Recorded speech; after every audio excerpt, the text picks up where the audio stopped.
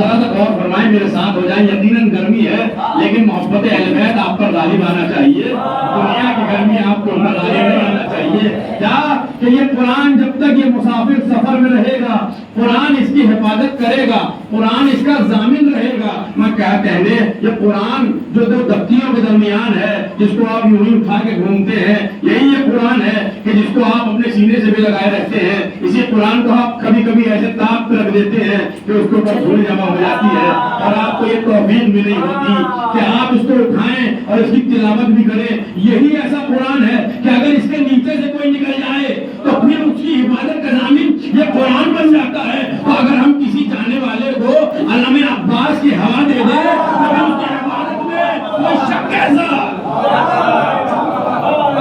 تو اگر ہم پرچم عباس کے نیچے سے نکال دیں تو پھر اس کی حفاظت میں شک کیسا؟ اب دیکھیں یہ قرآن کی فضیلتیں ہیں، لیکن ہم قرآن کی فضیلت قرآن کی بہن کے ذریعے سے سنیے کہ جس کو قرآن کی بہن کہا گیا، جس کو اخت القرآن کہا گیا، یعنی نہج بلاغہ، جو امیر المومنین کا کلام ہے.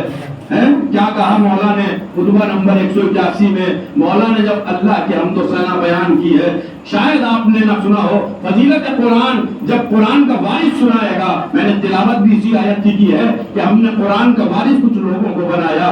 جب قرآن کی فضیلت وارث قرآن سماج سنائے گا تو پھر یقیناً وہ حقیقی فضیلت ہوگی. مجازی فضیلت کرنے والے تو دنیا میں بہت مل جائیں گے، لیکن قرآن کی حقیقت کو کون بتائے کہ قرآن کی حقیقت کیا ہے؟ آئیے مولا سے پوچھیں. قرآن کی بہن میں پڑھیں 181 نمبر خطبہ. امام نے ارشاد فرمایا اللہ کی حمد و ثنا کرنے کے بعد، فل قرآن عامر زاجر والصامت الناطق، کہ یہ جو قرآن ہے یہ نیکیوں کی ہدایت کرنے والا ہے اور برائیوں سے روکنے والا ہے. اور پھر عجیب جملہ کہا والصامت الناطق، اور یہ قرآن جو ہے یہ بظاہر تو خاموش ہے لیکن باطناً کلام کرنے والا ہے. اب دیکھیں ساری دنیا کے پڑھے لکھے انسان اگر کسی ایک بات پہ جمع ہو جائیں اور ان کا اتفاق ہو جائے تو ساری دنیا غلط ہو سکتی ہے، لیکن ابو طالب کے بیٹے کی زبان سے نکلا ہوا جملہ کبھی غلط نہیں ہو سکتا.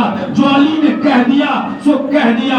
اب اگر علی نے کہا ہے کہ یہ قرآن باتیں کرتا ہے تو یعنی قرآن بولتا ہے. اب یہ ڈھونڈنا آپ کو ہے کہ قرآن باتیں کس سے کرتا ہے، قرآن بولتا کس سے ہے. آپ بول ہی نہیں رہے ہیں. میں قرآن کے بولنے کی بات کر رہا ہوں، جو زبان نہیں رکھتا آپ تو بزبان ہو کے نہیں بول رہے ہیں کہ قرآن یہ باتیں کرتا ہے، یہ قرآن بولتا ہے. بھائی بولتا کس سے ہے، بات کس سے کرتا ہے؟ یہ کلام ہم کلام کس سے ہوتا ہے؟ تو اب یہ بھی مولا ہی بتائیں گے، لیکن ایسے نہیں، یہ پہچاننا آپ کو پڑے گا. قرآن باتیں کس سے کرتا ہے؟ وہ کون سے قاری ہیں کہ جن سے قرآن باتیں کرتا ہے؟ تو ایسے ہی نہیں بھائی جب باتیں کرتا ہے کہ جب قرآن کا قاری تلاوت کرے گا، لیکن ایسے نہیں دل میں محبت اہل بیت کو بسا کے، ذہن میں علی کی محبت کو بسا کے، آنکھوں میں محبت علی کی چمک لے کے جب قرآن کی تلاوت کی جائے تو قرآن کے مفاہیم خود بخود ذہن میں اترتے چلے جاتے ہیں اور ایسا محسوس ہوتا ہے جیسے قرآن اپنے قاری سے باتیں کر رہا. صلوات تو پڑھیں عظمت